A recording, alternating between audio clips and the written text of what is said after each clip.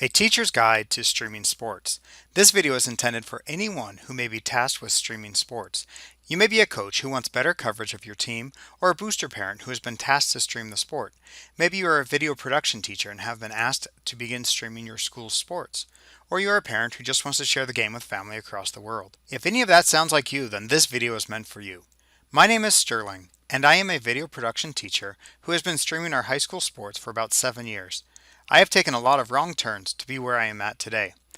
My purpose in making this video is to help others who are trying to figure out how to tackle the giant task of streaming sports. I have a lot of material that I would like to cover. I recommend grabbing a notepad and writing down ideas that will help you in your situation, or writing down questions that you may have as you watch the video. Please feel free to pause the video and go back if you need clarification. The first thing you need to consider is, why are you streaming sports? It could be because you're a coach or a booster club parent and you want to have more coverage of your sport. It could be that you're a video production teacher like myself and you would like to provide a hands-on experience for your students to record this. Maybe it's a hobby of yours and you just enjoy sports and you would like to stream them. It could be a part-time gig. Maybe you're trying to make some money by streaming local sports. It could just be that you want to share the game with relatives. But it's really important that you know why you are streaming sports, because knowing why you're going to stream the sports is going to affect how you stream the sport. For example, if you're just trying to do this for fun or hobby, you might stream the sport with only a single camera. If you're a coach looking to see different plays, you might have the video streamed and have a camera angle focused on certain aspects. If you're doing this to provide experience for your students, you might do a much bigger production where you have more people involved. Knowing why you are streaming the sport is going to help you in your decision of knowing how you're going to set up your stream. First of all, I'd like to talk about the 3 P's of streaming sports. Now, these are things that I teach in my video production class. There's pre-production, production, and post-production. Let's go through these a little bit more. First of all, in pre-production, I have 4 more P's. I have permissions, planning, pre-existing arrangements, and publicity. So for permissions, if you're going to be streaming your school sport, I would recommend talking to your athletic director to make sure that everything is okay with you streaming it. Maybe the principal of the school. If you already have the permissions, then you're great to move on. The next thing is planning. There's a couple of things that go into planning. If you are streaming only one sport and you're streaming it over and over, you're going to know when your streams are. In my case, we try to stream all of our school sports, not each event, but we try to cover at least one game from each of the sports that we can. And so what we do is we will sit down before the sports season or at the beginning of the sports season and identify which games or events we are planning on streaming. Once we have identified the games that we are planning on streaming, we will then actually create a Google Calendar and we will post our games inside of the Google Calendar. This way, we can embed that Google Calendar on our website, which is actually created using Google Sites, and then anybody who wants to come to our website can check and see when our calendar events are happening. Now, we do add a disclaimer that it is our tentative schedule, and due to things such as weather or other reasons, we may not be able to accommodate our streaming schedule. In a high school environment, conditions such as bad weather definitely impedes students wanting to come. Students getting sick when they're planning on a recording makes it more difficult for them to be there. But we try to have a plan of when we are going to be streaming our events. If somebody does get sick, we try to have a backup for them so that we can continue with our calendar. So it is important that you have some planning of what sports you're going to do, what events. Another thing that you may need to take into consideration is pre-existing agreements or exclusive rights. Where I live, there is a local media company that has signed exclusive rights for certain games. And what they do is they broadcast some high school sports. If they are broadcasting their high school sport, I am not allowed to broadcast or stream that sport that day. So you want to make sure that you double check and make sure that there aren't any pre-existing agreements and that you have the permissions to stream. That local media company is actually really good because when they do stream our high school sports, they invite our students to come and tour their equipment and learn from them. And it's a great experience for my students as well. And it kind of gives us a day off to enjoy the game from the audience view instead of from behind the camera. And the last P of pre-production is publicity. How are you getting the word out? A couple of things to add to your publicity is simply let the coaches know. Before the game, send an email out to coaches and parents letting them know that the game will be streamed. Include in the email a link to the stream so that they can watch it or send it on to others. Also, it doesn't hurt to contact the other team that you're playing and send them an email as well, letting them know that they can watch this. With publicity, if you're worried about this cutting into ticket sales of those who are coming to the event live, it could also be that you send a link out after the event, informing people that you did stream it, and here's a link if they would like to watch it. So those are the pre-production 4 Ps. Make sure you have the permissions, the planning, make sure there's no pre-existing agreements, and get out the publicity. Pre-production also has what I call the 4 Es. This is equipment, electricity, Ethernet, or your internet connection, and expectations. Equipment, make sure you test everything before you go out to your actual production. You don't want to show up to the production and find out that something isn't working because the camera is bad or a cable is bad. Make sure the equipment is properly functioning so that everything will work perfectly when you're out in the field. The next thing is electricity. Whenever you can, try to plug in your cameras and equipment. If a wall outlet is not available, then make sure that you have fully charged batteries and spare batteries. Nothing is worse than getting to a double overtime and your battery dies and you don't know how the ending of the game is. So make sure that you do have enough electricity for the game. The next thing is Ethernet. If you're going to stream video, the best way to connect to the internet in most cases is to connect over a cable or an Ethernet cable. If you are trying to stream, I strongly recommend streaming over an Ethernet connection. There's a couple of reasons for this. First of all, it's a more secure connection that you can have set up, and you're going through the cable as long as everything's connected there. It has less chances to drop in or out. With wireless connections, I've tried multiple times where I will set up a wireless network or use the school's existing wireless network, and it works great before the event. But once the event comes and the crowd shows up and everybody has their phones sending out their own wireless signals, it actually interferes with the internet connection and it doesn't work as well. So I strongly recommend that you use an Ethernet or a wired internet connection. Now the next one, expectations. Now, what do I mean by expectations?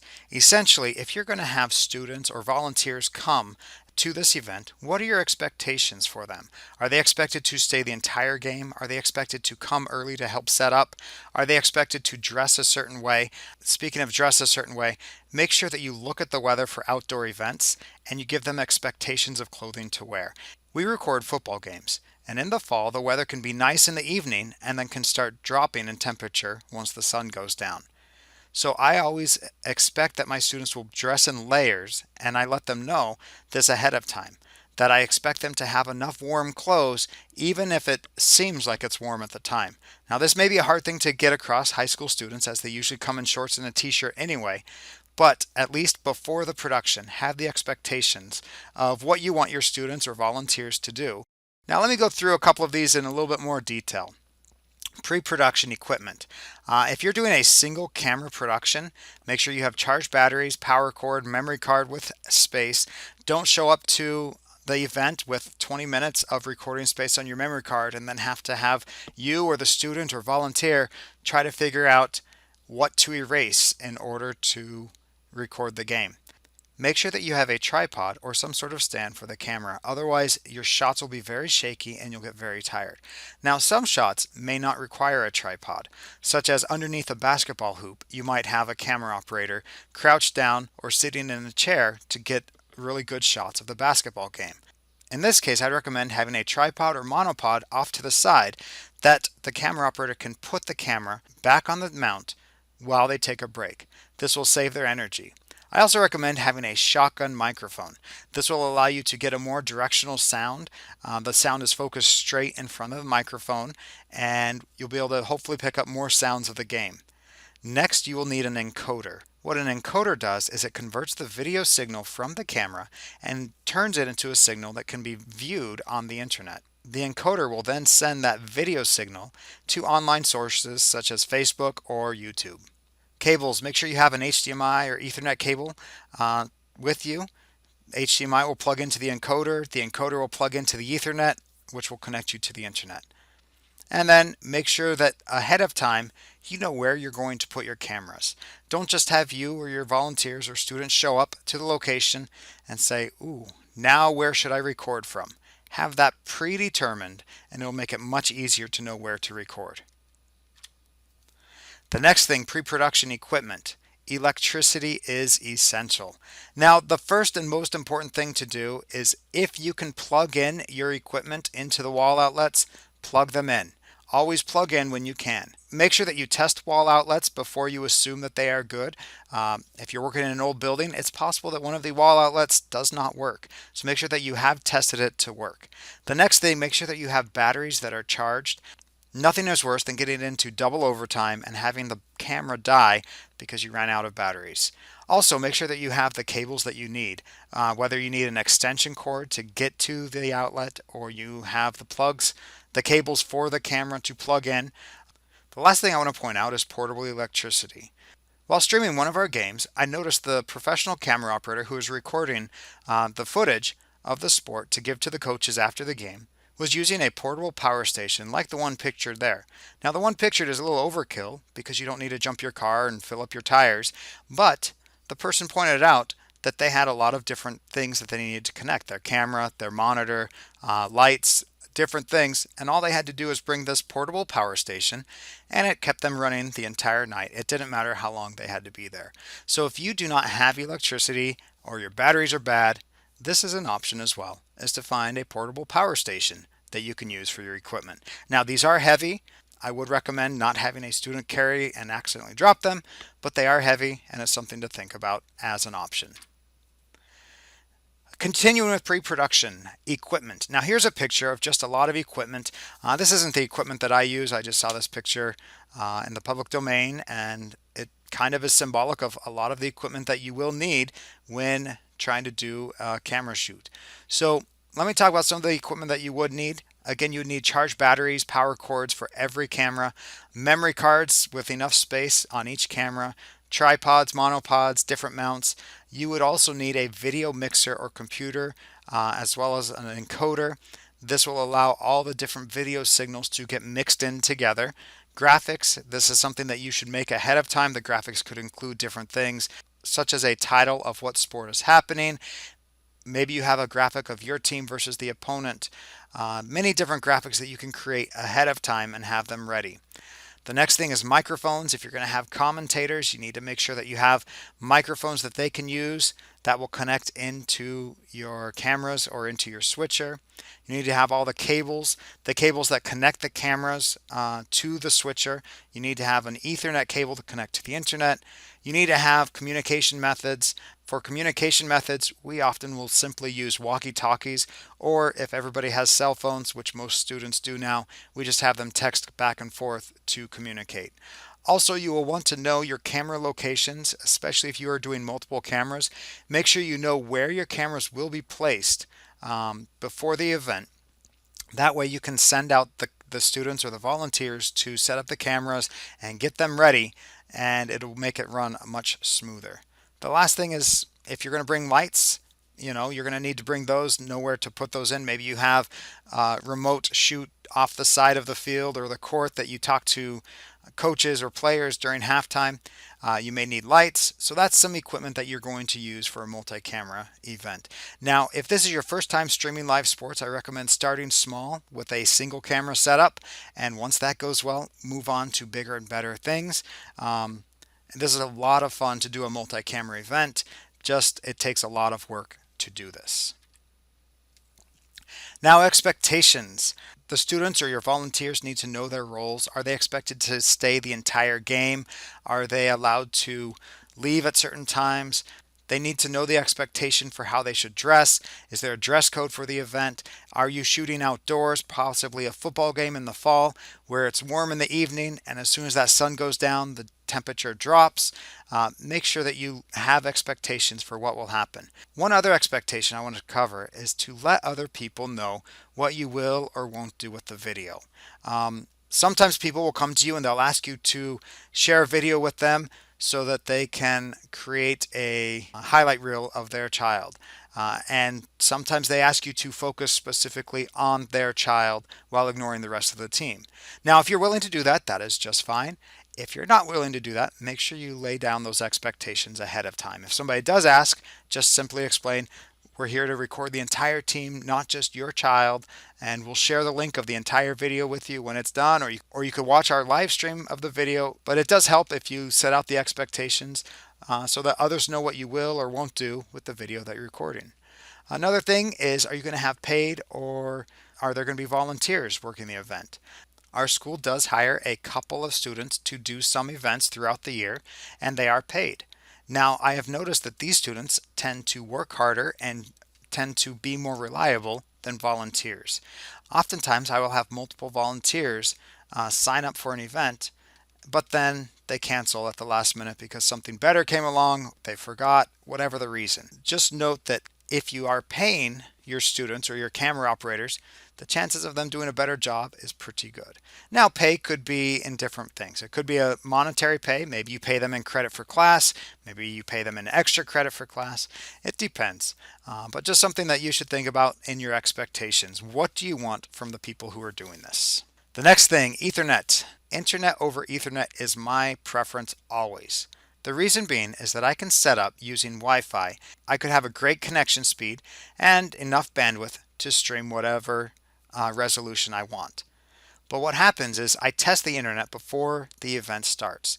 When the event is going, there's a crowd of people in the area who are using cell phones that are sending out Wi-Fi signals and could actually almost cause like a traffic jam of the Wi-Fi signals. Have you ever had your Wi-Fi drop while you're trying to do something important? That happens if you're trying to stream video. You may be streaming a video, they go up for the last shot, and then the Wi-Fi cuts in or out because there's so many people trying to stream it as well or trying to do different things. And so I always recommend using internet over an Ethernet or over a cable. That is my preference, and I have found it works better every time if you can. If you can't do that, and the only way you can stream is over Wi-Fi, then by all means stream over Wi-Fi. Now, as you're streaming, something to think about is the video resolution. How big is the video going to be that you're streaming? 480, 720, 1080, those are a couple of different streams. I looked up at Google support some recommendations for video streaming, and so for 480 is 2.5 megabits per second, 720 is 5 megabits per second, 1080 is 8 megabits per second. Now these are the minimum numbers. I recommend usually going a step above. For example, if I have 5 megabits per second internet bandwidth, I usually will stream at 480, just so I make sure I have a good clear 480 stream. Now if you're streaming to multiple locations, for example, if you're going to stream to Facebook and you're going to stream to YouTube at the same time, make sure that you have double the number that you would need in order to stream, at least double. If you're going to do 3 streams, make sure you have triple, and so on. So each stream that you do is going to take up some of the bandwidth, so you want to make sure you have enough bandwidth for everything. Now let's talk about the production, the day of the event. Before big events, I like to set up in my classroom just to test and make sure everything works. I'll often set up with my students so that they can run through and see how to set up everything. Even though we've gone through it in the past, I find that it helps to do it again the day of the event. So if you're doing this in a classroom setting and you're a video production teacher, it's a great thing to do before the event in class. Have the students set up and take down the equipment and show you that they know how to do it. And that way you can catch any of the mistakes that they might have that evening during the game, and you could be ready for it. Make sure that you set up early. You do not want to be setting up during the Star Spangled Banner or during the calling of the team names. You want to make sure that everything is set up even before the crowds arrive. I recommend getting there early enough to set up, test everything, and still have about 15-20 minutes to relax knowing that everything is set up, and then the crowds arrive and you can stream and everything works well. For your production day, when you're running cables, if you are running multiple cameras and you have cables connecting them, don't create hazards. I've created another video that talks about how to tape cables. Best thing is not to have cables across walkways. If you have to have cables, make sure they're up against the wall. They're not going to trip anybody. You don't want to create hazards. When we're in a gym, what we do is we run our cables underneath the bleachers, and we have the camera sitting at the end of the bleacher, so there's not a way for somebody to trip unless they're crawling under the bleachers, but that shouldn't happen anyway. When we're doing outside events, we actually ran some cables underneath the outside bleachers, and we have them semi-permanently mounted using zip ties, and we just kind of hide them underneath the bleachers when we're not doing an event. And when we're doing an event, we just crawl under the bleachers and we pull them out and we use those. Once you have everything set up and connected, you want to fax or test everything. That means you test to make sure you can see all the cameras, you can hear the microphones that you want to hear, and you just go through and test everything. If you're doing this for a class and you have multiple students or multiple volunteers working with you, make sure you do test it all before the event. You'll want to load graphics. If you're using a computer or a graphic generator, have the graphics ready ahead of time. At the end of the production, you're going to strike. That means you're going to clean up the equipment. If we are cleaning up a big shoot where we have multiple cameras, usually what I will have the students do is bring all the equipment to one location. If we're doing an event on a field, all the equipment will come up to the booth where we're streaming from. We make sure all the equipment is there before we move on. If we're shooting inside of the gym, we'll have a wagon or a rolling cart that carries all of our equipment. We'll bring all the equipment to one location. We'll make sure we check it all. Once everything is checked off and that we're good, then we move on. Now, one last note for day of production. If you're live streaming an event and there is music, it is possible that it could trigger copyright issues with YouTube. I don't know about other streaming services, but we use YouTube, and I have had the Star Spangled Banner trigger ads on our streams numerous times. And so I always make sure to start our stream after the Star Spangled Banner. That way, it doesn't trigger YouTube ads. My administration does not want to have YouTube ads running along our school stream sports. And so this is something to think about. If you're at an event and there's a halftime show, we usually stop our stream or we turn off the volume so that way we're not recording the music of the halftime show, which has also caused copyright issues for us as well. So that's just something to think about. Now, if you're in an event where they're playing music and there's nothing that you can do about it, just do the best that you can. But that's just a note on copyright. Now, post-production or after the event. One thing that is really good to do is send out thank you emails to the volunteers or parents of the students, coaches. Let them know that you appreciate what they did in helping you get this stream to work, as well as share a link to the stream with them. That way you can get more views and more people can see that way you can get more views and more people can have access to the production that you have made.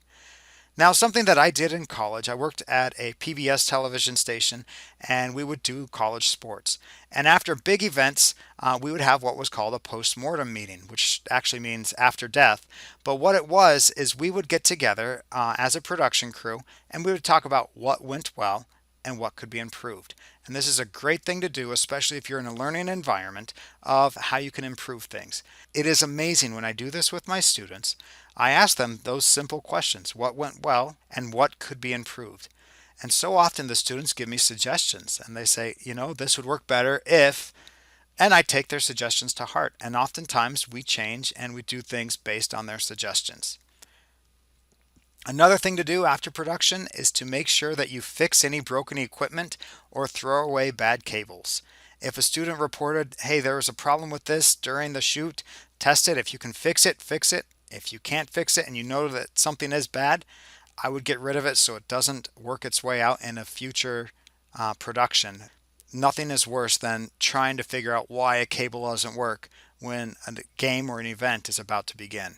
So that's what I recommend doing post-production.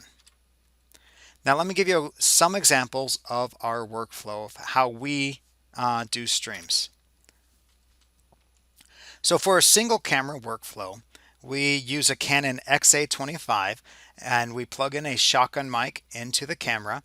And this camera is a very versatile camera. It allows you to have XLR inputs. We will plug in a shotgun mic into XLR input 1, and then in the settings we will tell it to make XLR input 2 the same as 1. So essentially we have one camera that is bringing in two different mic mono audios and is making it sound like it's stereo audio. You can also change the settings so that you have two audio streams coming from the camera. One is the shotgun mic and one is the onboard camera mic. So if you want to get crowd noises, you can have it record the crowd noises there. You could also plug in a wireless mic and have that count as well.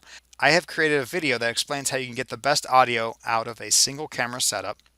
I will leave a link in the description to that video so you can learn how to get the best audio out of a single camera setup. And down below you can see we have a Canon wide angle attachment lens. Now this is optional. If we're doing a single camera event, if I have a student who's operating it, the student will usually get a medium wide shot and will pan across the field or the court and follow the action of the ball and always keep the ball in there. If we are doing multiple events on the same day, multiple sports, and we don't have enough people to record everything, we will attach a wide angle lens so that the camera can see both goals at the same time. This will allow the camera to sit stationary and still see the entire field of play. This is not optimal, but it works well if you are trying to do multiple events and don't have somebody control all of the cameras. To get that camera online, we plug in an HDMI cable from the camera out into a Teradek Vidiu, which is a standalone encoder streamer. This is a very cool device. It's one of my favorite ones to use in our high school program. We actually use these all the time for our Board of Ed meetings. I will give a student a camera, basically the equipment that you see on the screen, and they can stream a Board of Education meeting using this. But this is a sport video, so I'm not going to talk about that much other than this is one of my favorite devices. So basically we plug the camera into the Teradek. I have previously set up a live event on YouTube. You can use other CDNs or content delivery networks as well.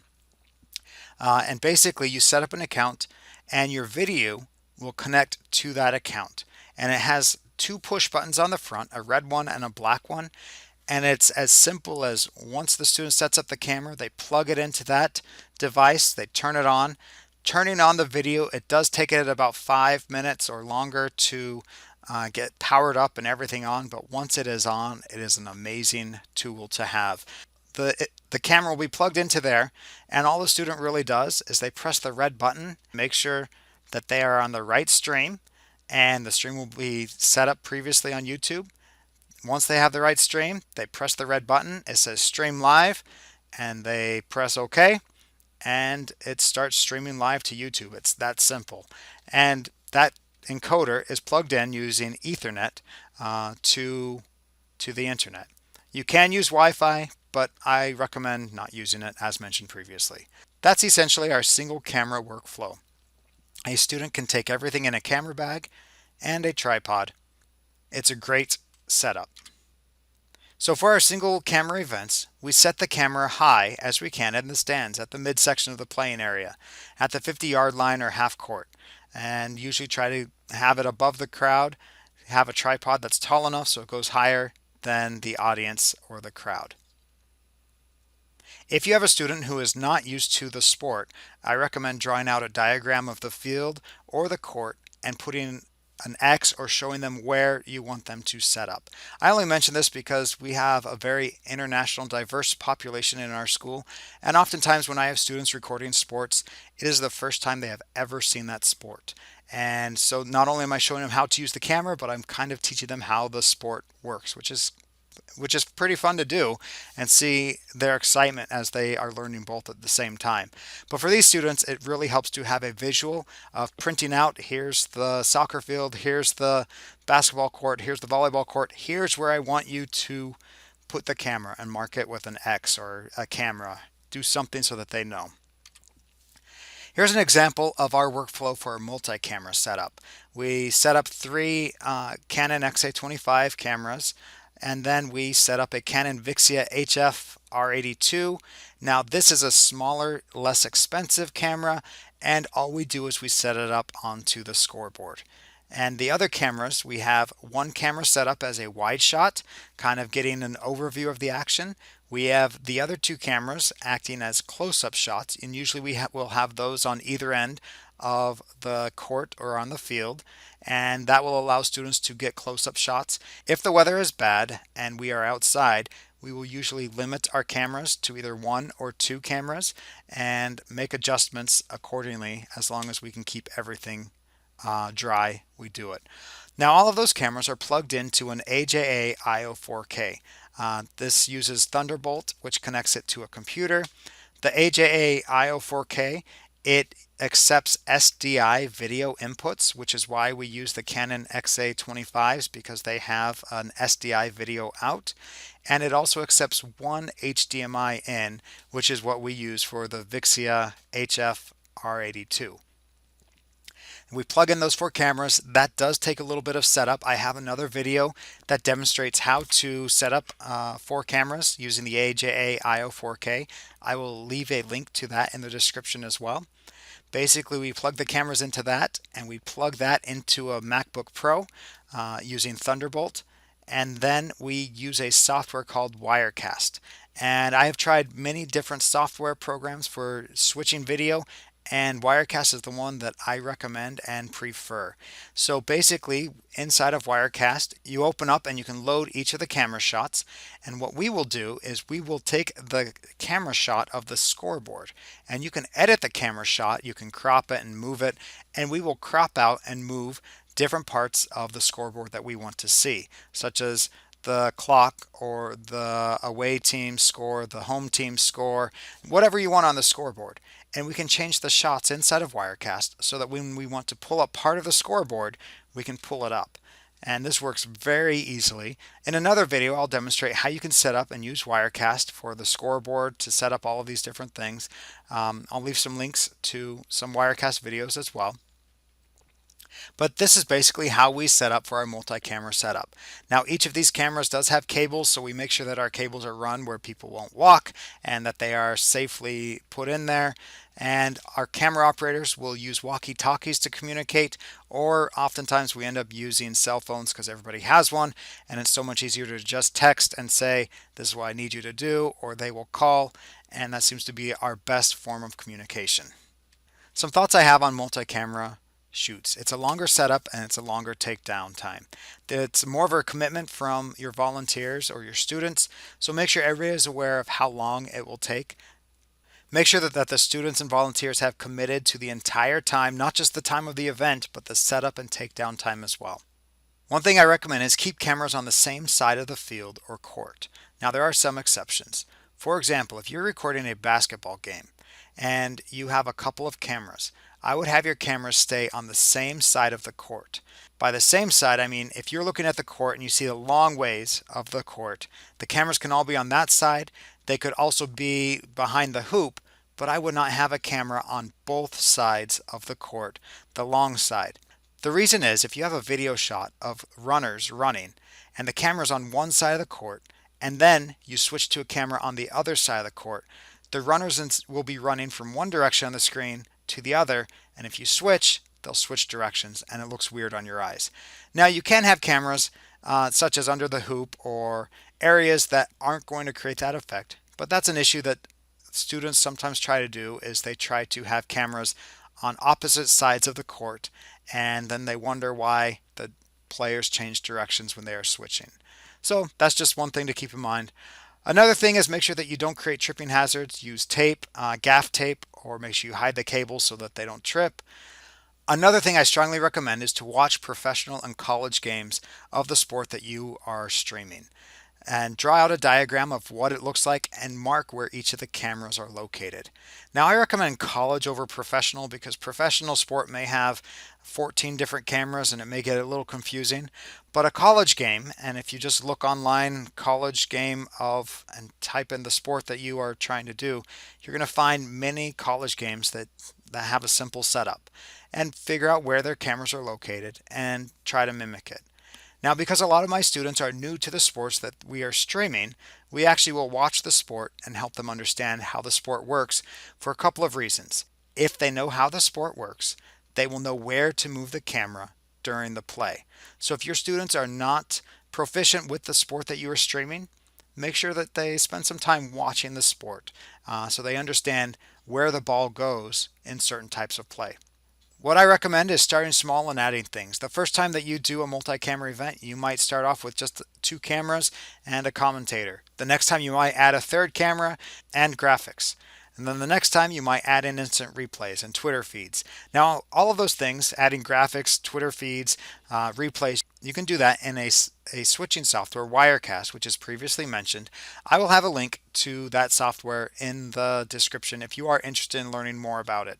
I have also created other videos that explain how you can use Wirecast to add things such as graphics, replays, or Twitter feeds. While doing multi-camera shoot, always have a wide shot ready.